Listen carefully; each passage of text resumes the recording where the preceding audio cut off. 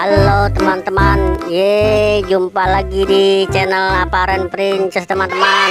Wah teman-teman, di depan ada dua ondel-ondel teman-teman. Ondel-ondel dari Sanggar Kembar Betawi nih teman-teman. Kayaknya nih bajunya merah-merah dan putih nih teman-teman.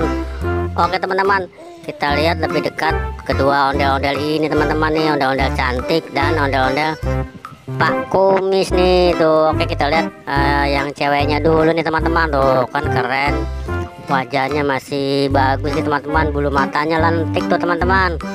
Wah keren nih, cakep ondel-ondel dari Sanggar Kembar Betawi nih teman-teman. Wah, di atas kepalanya di mahkotanya nih ayam merak nih teman-teman tuh. Wah keren nih ayam meraknya nih, cakep. Oh keren kan untuk ondel-ondel Sanggar Kembar Betawi. Oke, sekarang kita lihat untuk yang ondel-ondel barongan cowoknya nih teman-teman. Wah, ada naga di atas kepalanya teman-teman. Wah, kumisnya ini bukan kumis bulu nih teman-teman. Kumisnya biasa dicat. Untuk rambutnya silver kuning, silver emas teman-teman.